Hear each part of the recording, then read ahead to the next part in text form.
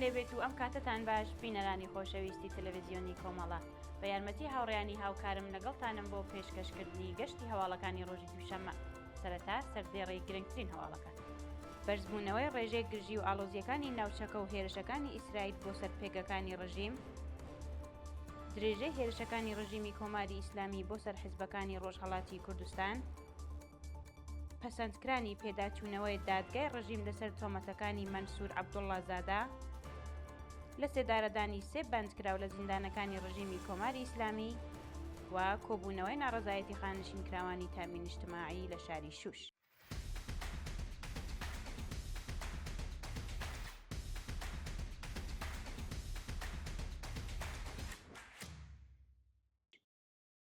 درێژەی هەواڵەکان. بەرزبوونەوەی ڕێژەی گرژی و ئاڵۆزیەکانی ناوچەکە و هێرشەکانی ئیسرائیل بۆ سەر پێگەکانی ڕژیم. بەپێی ئەو وێنانەیە کە بەدەستمان گەیشتوون، هاوکات لەگەڵ بەرزبوونەوەی ڕێژەی گرژی و ئاڵۆزیە سەربازیەکانی ناوچەکە، هێرشیە موشەکی و ئاسمانیەکانی نێوان ڕژیمی کۆماری ئیسلامی و ئەرتەشی ئیسرائیل سەر لە نوێ دەستی پێکردووەتەوە. بەپێی زانیاریە بڵاوکراوەکان، ئەرتەشی ئیسرائیل چەندین پێگە و دامەزراوەی سەربازی لە شارەکانی تاران، کرماشان، ئیسفەهان، تەورێز و هەروەها لە دوورگەی خارک و ناوچەی پترۆشیمی ماشەری بە ئامانج گرتووە. هەروەها بەپێی راپۆرتی گەیشتوو، هەندێک پێگەی موشەکی و ناوەندەکانی سەربازی لە ئیسفەهان و کرماشان زیانیان پێگەیشتووە. لە بەرامبەردا ڕژیمی کۆماری ئیسلامی چەند شەپۆلێکی هێرشی موشەکی ئاراستەی ئیسرائیل کردووە کە موشەکەکان لە ناوچە جیاوازەکانی ئێرانەوە بەرەو خاکی ئیسرائیل هاوێشراون و هەندێکیان بەر ناوچەکانی باکوور و ناوەڕاستی ئیسرائیل کەوتوون. درێژەی هێرشەکانی ڕژیمی کۆماری ئیسلامی بۆ سەر حیزبەکانی ڕۆژهەڵاتی کوردستان. ڕۆژی یەکشەممە حەڤەی جۆزەردانی 1405 هەتاوی ڕژیمی کۆماری ئیسلامی بە چەندین درۆنی ئینتحاری پێگەکانی پارتی ئازادی کوردستانی بە ئامانج گرتووە. بەپێی ئەو وێنانەیە کە بەدەستی ناوەندی هەواڵی کۆمەڵە گەیشتوون، پێگەکانی ئەو حیزبە لە ناوچەی چەمشار بەر هێرشەکانی ڕژیمی کۆماری ئیسلامی کەوتون، بەڵام تا کاتی داڕشتنی ئەم هەواڵە سەبارەت بە ڕێژەی زیانەکان زانیاریەک بڵاو نەکراوەتەوە. شایانی باسە بە ماوەی چەند مانگی ڕابردوو و هاوکات لەگەڵ دەستپێکردنی هێرشە هاوبەشەکانی ئەمریکا و ئیسرائیل بۆ سەر پێگەکانی ڕژیمی کۆماری ئیسلامی، شەپۆلێکی نوێ هێرشەکانی ڕژیم بۆ سەر حیزبەکانی ڕۆژهەڵاتی کوردستان دەستی پێکردووە و بەهۆیەوە چەندین هاوڵاتی بریندار یان گیانیان بەخت کردووە. پەسەندکرانی پێداچوونەوەی دادگای ڕژیم لەسەر تۆمەتەکانی مەنسوور عەبدوڵڵا زادا. لە ڕۆژانی ڕابردوودا داخوازی پێداچوونەوەی دادگای ڕژیم لەسەر تۆمەتەکانی مەنسوور عەبدوڵڵا زادا لەلایەن دەستگای قەزای ڕژیمەوە پەسەند کرا و دۆسیەی ناوبراو بۆ دادگای ئینقلابی شاری نەغەدە نێردرا. بەپێی زانیاریە بڵاوکراوەکان، لەقێکی دادسەرای گشتی و شۆڕشی نەغەدە بڕیاری تاوانبارکردنی ناوبراوی بە تۆمەتی ئەندامەتی لە گروپە دژبەرەکانی وڵات دەرکردووە و دۆسیەکەی بۆ دادگای ئینقلابی ئەو شارە نێردراوە. شایانی باسە کە مەنسوور عەبدوڵڵا زادا هاوڵاتی تەمەن 41 ساڵەی خەڵکی گوندی خەلیفان سەر بە شاری نەغەدە ڕۆژی 23 ڕەشەمەی 1404 هەتاوی لەلایەن هێزە ئەمنیەکانەوە بەبێ بەڵگەی قەزایی دەست بەسەر و تەنانەت دەستیان بەسەر هەندێک لە کەلوپەلە تایبەتەکانیدا گرتووە. لە سێدارەدانی سێ بەندکراو لە زیندانەکانی ڕژیمی کۆماری ئیسلامی. لە ڕۆژانی ڕابردوودا سێ بەندکراو لە زیندانەکانی ڕژیمی کۆماری ئیسلامی بە تۆمەتی تاوانە کۆمەڵایەتیەکان لەلایەن دەستگای قەزای ڕژیمەوە لە سێدارە دراون. بەپێی راپۆرتی ڕێکخراوەکانی مافی مرۆڤ، ئەو سێ هاوڵاتیە بەناوەکانی محەممەد عەبیات، حسەین بەراهوویی و ئەبوزەر نگارستانی لە زیندانەکانی سپیداری ئەهواز، ناوەندی زاهدان و کرمان بە تۆمەتی کوشتنی بە ئەنقەست لە سێدارە دراون. شایانی باسە کە بەپێی ئامارە فەرمیەکان سەرەڕای ناڕەزایەتی خەڵکو و بەندکراوانی ڕاگیراو لە زیندانەکانی ڕژیمی کۆماری ئیسلامی دژبە لە سێدارەدانی بەندکراوان مانگی ڕابردوو لانیکەم 80 بەندکراو لە زیندانەکانی کۆماری ئیسلامی لە سێدارە دراون کە لەوانە 17 هاوڵاتی تۆمەتی ئەمنیەتیان بەسەردا سەپێنراوە.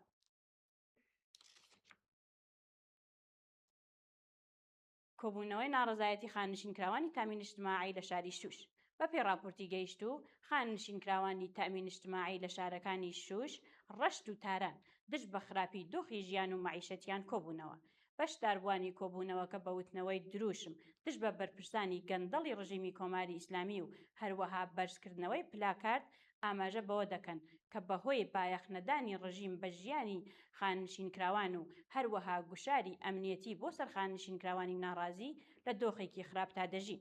لە درێژەی کۆبوونەوەکاندا ناڕازیان خوازیاری بەرزکردنەوەی ئاستی حەقدەست بە پێی ڕێژەی هەڵاوسان، دابینکردنی بیمەی دەرمانی کارامە و هەروەها کۆتایی هاتنی گوشاری ناوەندە ئەمنیەکان بۆ سەر خانشینکراوانی ناڕازی بوون. ناڕزایەتی خوازیارانی مەسکەنی ملی لە شاری پەردیس. ڕۆژی ڕابردوو خوازیارانی مەسکەنی ملی لە شاری پەردیس دژ بە ڕادەستنەکرانی خانووەکانیان ناڕزایەتیان دەربڕی. ناڕازیان بە کۆبوونەوە لە بەردەم ڕێکخراوە چاودێری گشتی وڵات لەو شارە ئاماژە بەوە دەکەن کە سەرەڕای پێدانی پارەی خانووەکان تا ساڵی 1391 و کۆتایی هاتنیان هێشتا نەک تەنیا خانووەکان ڕادەست نەکراون بەڵکو پرۆژەکە بە تەواوی ڕاوەستاوە.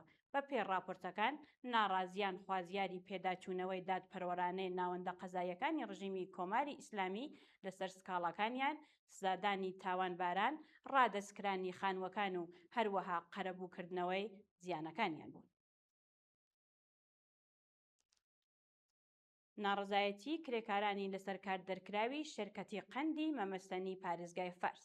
ڕۆژی ڕابردوو کرێکارانی لەسەر کاردەرکراوی شێرکەتی قەندی مەمەستەنی دژ بە ناڕوونی دۆخی پیشەیان ناڕزایەتیان دەربڕی. بە پێی راپۆرتی گەیشت و کرێکارانی ناڕازی ئاماژە بەوە دەکەن کە بەرپرسانی ئەو شێرکەتە بە بیانووی نەبوونی داهات و هەروەها لەسەرەوەبوونی تێچووی بەرهەمهێنان بۆ ماوەیەکی زۆرە چالاکیەکانی ئەو شێرکەتەیان کۆتایی پێهێناوە و سەرەڕای ئامادەبوونی کەرەستە و ئامێرەکانی بەرهەمهێنان کارەکانیان دەست پێ ناکاتەوە.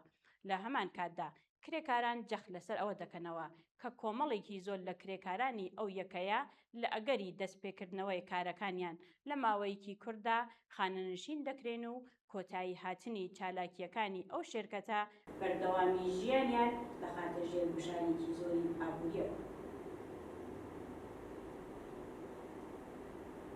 گۆڕانی حکمی سێدارەی 50 بەندکراو بۆ زیندانی هەتاهەتایی.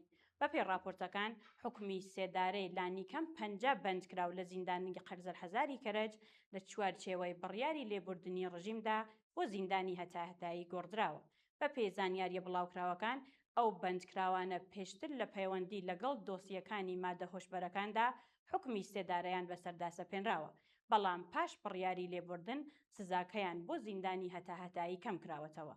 شایانی باسە کە ئەم بڕیارە بەشێکە لە پرۆسەی لێبوردن و کەمکردنەوەی سزای هەزاران بەندکراو کە بە بۆنەی جەژنە ئاینەکان پەسەند کراوە و هەروەها بەرپرسانی دادوەری ڕایانگەیاندووە کە بەندکراوانی سیاسی و ئەوانەی بە تۆمەتی ئەمنیەکان مەحکوم کراون لە ئەم بڕیارە سوودمان نابن. بەردەوامی دەست بەسەرکران و ناڕوونی چارەنووسی عەلی ئەحمەدی لە زیندانی عادڵابادی شیراز. بە پێی راپۆرتەکان عەلی ئەحمەدی هاوڵاتی بەندکراو لە زیندانی عادڵابادی شیراز سەرەڕای تێپەڕبوونی زیاتر لە 3 مانگ لە دەست بەسەرکرانی هێشتا چارەنووسی دیار نییە. بە وتەی سەرچاوەکانی هەواڵ ناوبراو مانگی ڕەشەمەی 1404 هەتاوی بە هێرشی هێزەکانی ئیدارەی ئیطلاعات بۆ سەرماڵەکەی دەست بەسەر و پاشان لەلایەن دەستگای قەزای ڕژیمەوە لە ڕەوەندێکی نایاساییدا تۆمەتی ئەفساد فیل ئەرز هەوڵدان بۆ تێکدانی ئەمنیەتی وڵات لە ڕێگەی ڕێکخستنی کۆبوونەوە و هەروەها هاوکاری لەگەڵ ناوەندە ئەمنیەکانی وڵات بەسەردا سەپێنراوە و مەترسی ڕوبەڕووبوونەوەی حکمی قەزایی قورسی لەسرە. شایانی باسە کە ناوبراو لە ماوەی دەست بەسەرکرانیدا لە مافی پەیوەندی لەگەڵ بنەماڵەکەی و هەروەها دەستڕاگەیشتن بە پارێزەری سەربەخۆ بێبەشکراوە. هەوڵی سەرۆککۆماری ئەمریکا بۆ ڕێگریکردن لە هێرشی ئیسرائیل بۆ سەرپێکەکانی ڕژیم.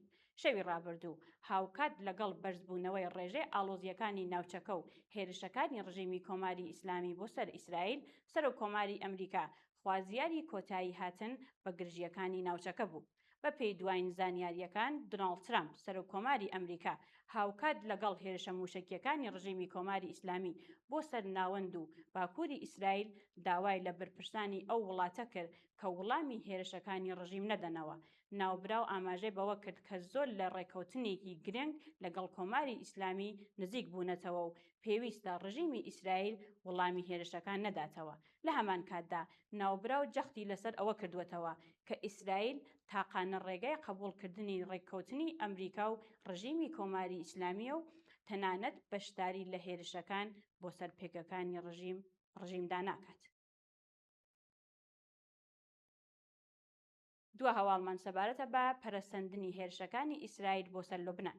بەپێ راپۆرتەکان ئەرتەشی ئیسرائیل هێرشەکانی خۆی بۆ سەر ناوچە جیاوازەکانی لوبنان فراوانتر کردووە و نیگەرانی لەسەر بەرزبوونەوەی ئاڵۆزیەکانی سنووری نێوان هەردوو لا زیاد بووە. بە پێی زانیاریە بڵاوکراوەکان هێزەکانی ئیسرائیل چەند ئامانجێکی سەربازی و شوێنی سەر بە حیزبوڵای لوبنانیان لە باشووری لوبنان و ناوچەکانی دەوروبەری بەیروت بە ئامانج گرتووە و هەروەها ژمارەیەک شارومەندی لوبنانی لە ئەنجامی ئەم هێرشانەدا بریندار بوون. لە بەرامبەردا حیزبوڵا و چەند گروپێکی چەکداری دیکە هێرشی موشکیەکانی ئاراستەی ناوچە سنووریەکانی ئیسرائیل کردووە. بە پێی زانیاریەکان ئەم هێرشانە هۆکاری لێدانی زەنگی هوشیاری لە چەند شار و گوندێکی باکووری ئیسرائیل بووە. بەڵێ بینەرانی خۆشەویست، هەواڵەکانتان پێشکەشکرا. کات و ساتێکی خۆش بۆ هەموو لایتان.